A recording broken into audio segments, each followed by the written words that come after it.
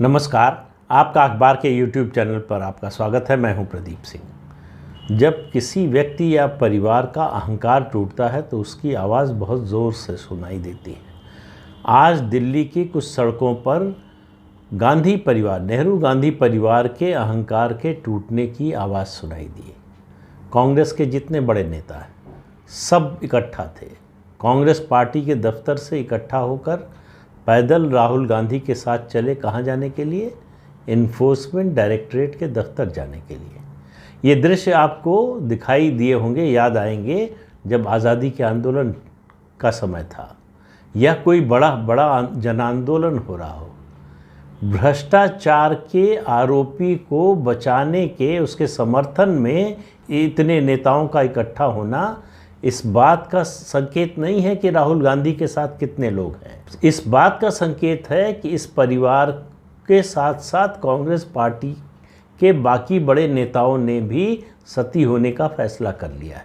आप गलत का पक्ष लेते हुए, गलत के पक्ष में खड़े होते हुए दिखेंगे तो आपके बारे में जो धारणा बनेगी वो जो गलत कर रहा है उससे भी बुरी बनेगी। और वही कांग्रेस पार्टी के साथ हो रहा है। कांग्रेस के 2 मुख्यमंत्री बचे हैं, दोनों आज मौजूद थे, दोनों ने गिरफ्तारी दी। किस लिए? राहुल गांधी ईडी के दफ्तर जा रहे हैं, उनसे पूछताछ होनी है।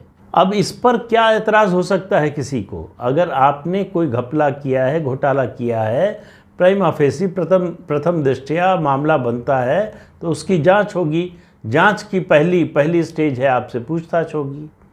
तो पूछताछ के लिए बुलाया, बात इसकी नहीं है पूछताछ के लिए बुलाया, बात इसकी है दरअसल। इसलिए ये लोग थे, इसलिए इन लोगों को बुलाया गया थे। नहीं, इन लोगों को बुलाया गया, इनकी मजबूरी थी आए। इसलिए ये लोग आए कि इस परिवार के किसी सदस्य को कोई जांच एजेंसी बुलाने की हिम्मत कैसे कर सकती है। ये जो दिमाग में बना हुआ था पीढ़ियों से कि हमारे ऊपर कोई हाथ नहीं डाल सकता, हमें कोई हाथ नहीं लगा सकता, कुछ भी कर सकते हैं। ये जो भावना थी मन में, ये जो विश्वास था कि हम कानून से ऊपर हैं, इस देश का कानून बाकी आम लोगों के लिए है, हमारे लिए नहीं है। तो वो अहंकार, वो दर्प, वो घमंड, वो आज टूट गया। इन्फोर्समेंट डायरेक्टरेट ने बुलाकर घंटों पूछताछ की। पहले दौर में 2.5 घंटे की, उसके बाद उनको लंच के लिए जाने की इजाज़त दी तो लंच के लिए गए, अपनी माँ से अस्पताल में मिलने गए। उसके बाद लौटकर फिर आए, फिर पूछताछ हुई। तो पूछताछ तो होनी है और अगर जुर्म साबित हुआ तो सज़ा भी होनी है। तो मामला क्या है? नेशनल हेराल्ड का आपको मामला पता है। ये मामला थोड़ा सा उससे अलग है, अलग नहीं है, एक ही है। लेकिन जो नेशनल हेराल्ड का केस चल रहा है वो इनकम टैक्स डिपार्टमेंट की ओर से और दूसरे एजेंसियों की ओर से चल रहा है। ये इन्फोर्समेंट डायरेक्टरेट इसमें इसलिए आया कि इसमें हवाला का पैसा आया। हवाला डोटेक्स मर्केंडाइज नाम की एक कंपनी है, कलकत्ता बेस्ड। वो कंपनी हवाला ऑपरेशन का काम करती है, हवाला एंट्री का काम करती है। आप जाइए, कैश दीजिए, चेक लेके आ जाइए, ये काम करती है। तो इस कंपनी से 1 करोड़ रुपए यंग इंडियन लिमिटेड को मिले। अब उसको दिखाया क्या गया कंपनी के अकाउंट में, यंग इंडियन लिमिटेड के, कि अनसिक्योर्ड लोन है जो कभी शायद वापस नहीं किया गया। शायद इसलिए कह रहा हूँ कि 2015 के बाद से कंपनी ने कोई अपना अकाउंट फाइल नहीं किया है। 2010 में कंपनी शुरू हुई यंग इंडियन लिमिटेड। 2012 में पहला उन्होंने अपना अकाउंट फाइल किया पूरे का, कि इस साल से जो है हमारा अकाउंट शुरू माना जाए। उस साल से शुरू हुआ। पहले साल में जो है दिखाया घाटा 69.47 लाख का, उसके बाद 16.49 लाख का, उसके बाद 2013-14 में दिखाया गया घाटा 16.5 लाख करोड़ का। और कंपनी का उद्देश्य क्या था? देश के युवाओं को जनतंत्र, डेमोक्रेसी और सेकुलरिज्म के बारे में जागरूक करना। आमदनी क्या हुई कंपनी की? 1 साल में 800 रुपये दिखाई गई है, 1 साल में 400 रुपये। अब ये इस कंपनी का पेड अप कैपिटल जो है सिर्फ 5 लाख रुपए। तो क्यों किसी कंपनी ने इसको अनसिक्योर्ड लोन 1 करोड़ रुपए का दिया? दरअसल ये पैसा दिया गया, ये जो घाटा हुआ था इसको पूरा करना है। इसके अलावा AGL यानी एसोसिएटेड जर्नल लिमिटेड जो कंपनी थी जिसके पास मालिकाना हक था, नेशनल हेराल्ड का, उसको खरीदने के लिए। अब आप देखिए कि सारे किरदार कांग्रेस पार्टी और गांधी परिवार के इर्द गिर्द के हैं।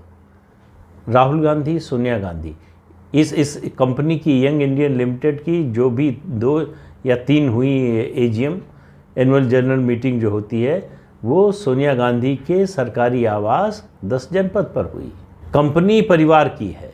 वो कंपनी पब्लिक लिमिटेड थी, एजेएल, जिसके शेयर होल्डर्स को सूचना तक नहीं दी गई और वो कंपनी जो है वो यंग इंडियन लिमिटेड उसकी मालिक बन गई।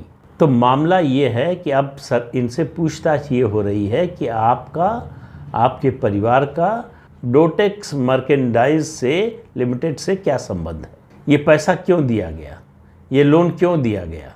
और उस कंपनी के अधिकारियों से ईडी पहले ही पूछताछ कर चुकी है। उन्होंने स्वीकार कर लिया है कि वो हवाला ट्रांजैक्शन करते हैं। तो हवाला का मामला है, इसमें अब कोई दो राय नहीं रह गई। हवाला का काम करने वाली एक कंपनी ने गांधी परिवार की एक कंपनी को पैसा दिया, इसमें कोई दो राय नहीं है। अब बात कुल मिलाकर यह है कि मकसद क्या था।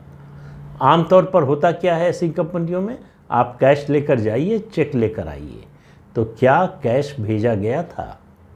बिना कैश के तो वो चेक देंगे नहीं, और कोई रिश्तेदारी नहीं है, कोई कारोबारी संबंध नहीं है, इसलिए कर्ज क्यों देंगे।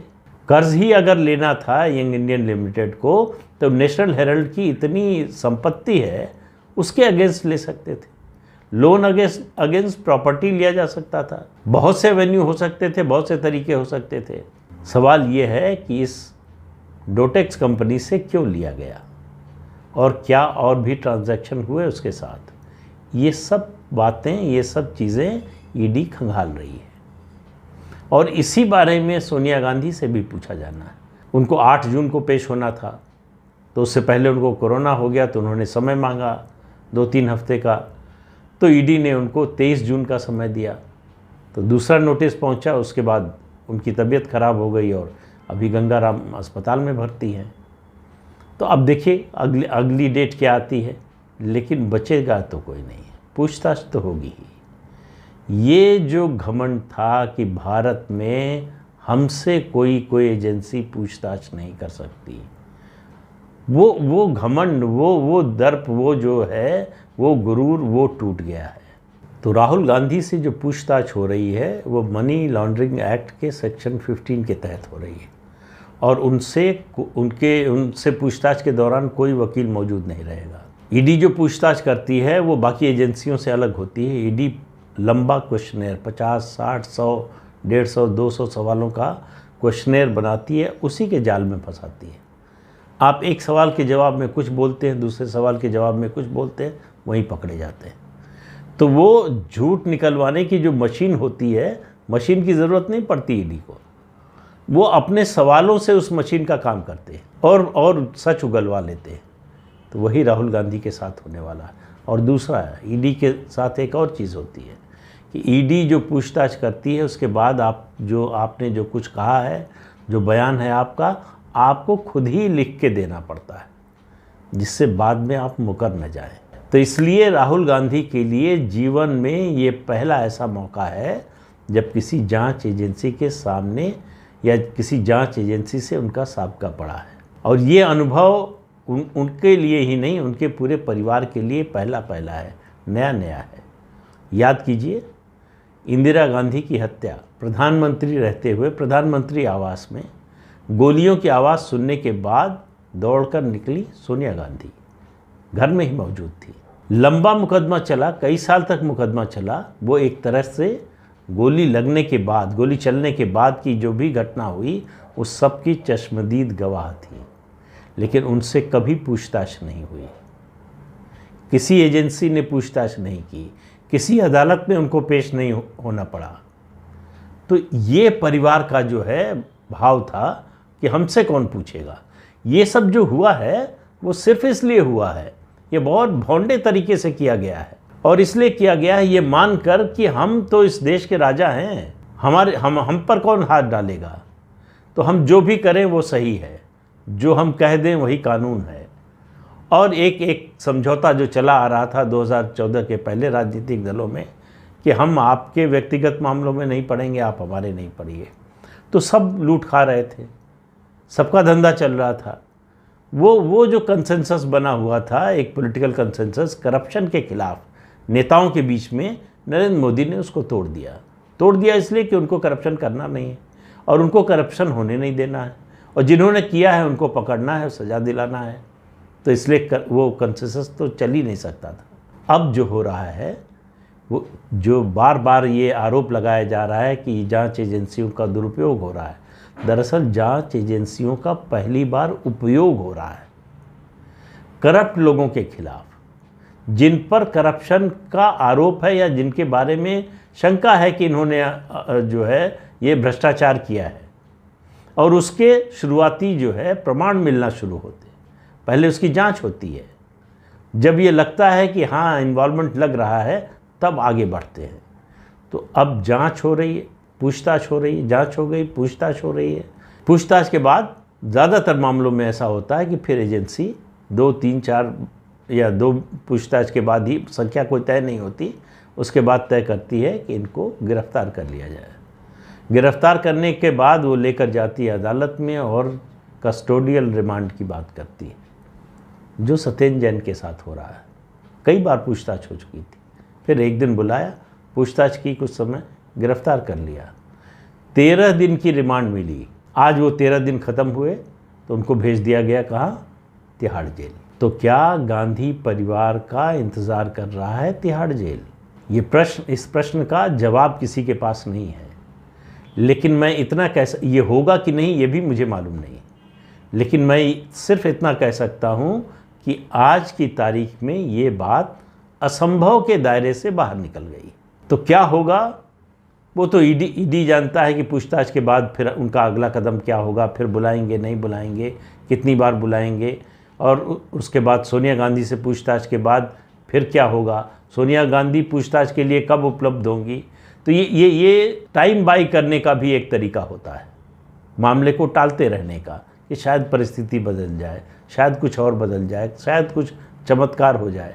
लेकिन चमत्कार की उम्मीद दिखाई नहीं दे रही है, क्योंकि 2024 में आना तो मोदी को ही है। तो इसलिए तिहाड़ जेल हो सकता है कि एक नए वीआईपी का इंतज़ार कर रहा हो, और वो, लेकिन ऐसा होगा कि नहीं इसके बारे में मैं कोई निश्चित तौर पर कुछ नहीं कह सकता हूँ।